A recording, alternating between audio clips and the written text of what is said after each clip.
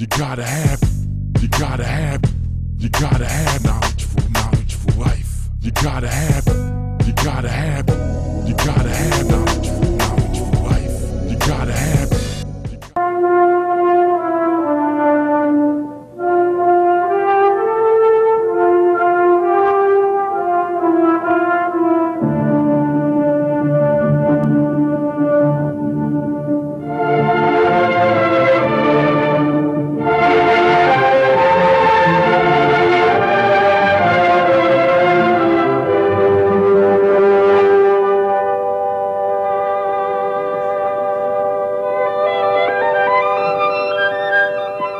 Our government is wrong, and it needs to change. And if it will not change, then we need to get rid of it and put in a government that will guarantee the American people life, liberty, and the pursuit of happiness guaranteed by the Constitution. You're talking about Democrats, one of which who's running for president who lives in your very neighborhood. What do you think of him? I like him very much. I'm not saying that I'm going to vote for him, but I like him because he's fresh.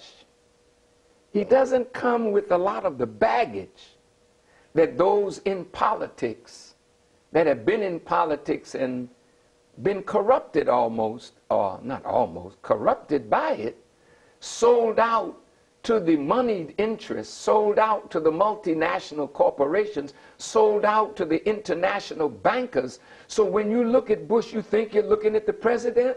There's another power behind him. When you look at Blair, you think you're looking at the prime minister. There's another power behind him. When you look at Merkel in Germany, you think you're looking at the head of state, but there's another power behind these people. And the powers that are dogging the whole world are the international bankers that finance both sides of a conflict. Do you think that Barack Obama is the answer to George Bush?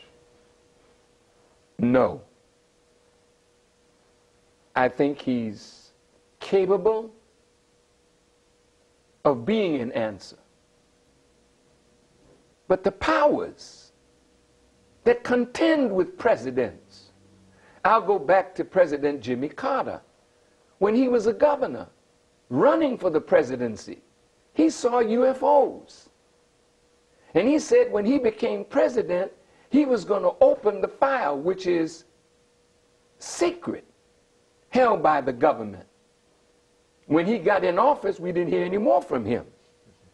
People say things when they're running because they don't know the powers that really control the house that they're going to live in. And that's why Barack Obama is clean, he's fresh. But the powers are eating at him right now. The powers that want to control him are at him right now. And how can he get to be president unless he raises $100 million?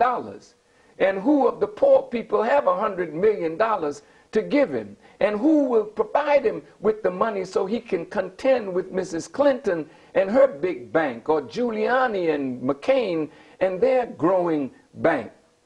So the people that bankroll you, they're the ones that ultimately call the tune. So what are you saying? I'm saying that no matter who sits in the White House, if you don't uproot the structure that corrupts them, you still don't have a president. You have a figurehead.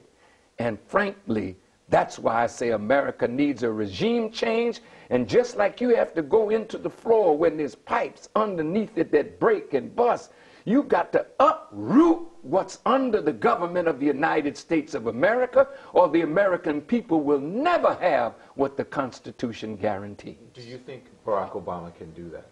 No. Absolutely not. He's a good person.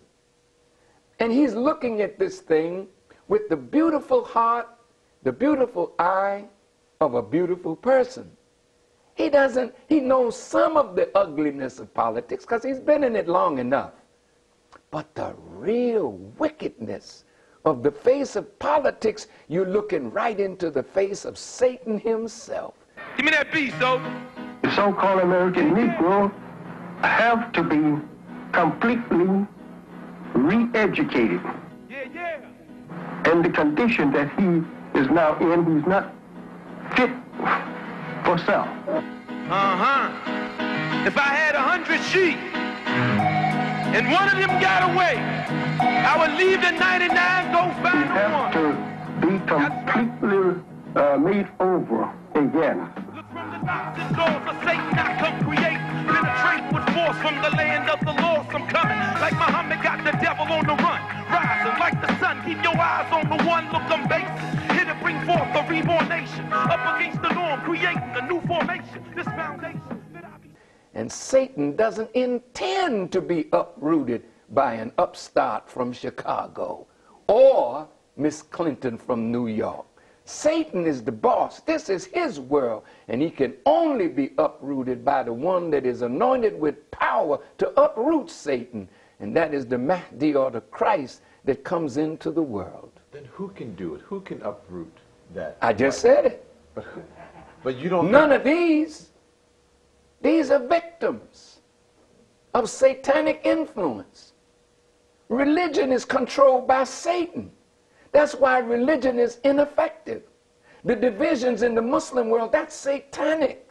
Muslim killing Muslim, Muslim bombing another mosque of a Muslim, if they did, that's un-Islamic. We've become so insane because of injustice that we strap a bomb on ourselves and go kill another human being that didn't bother you. This is madness. And that's why the Mahdi or the Christ must come into the world to clean up religion. Because the church's garment is dirty and it needs washing. The bridegroom is coming and the bride has dirtied her garment with adultery because she's gotten in bed with the world.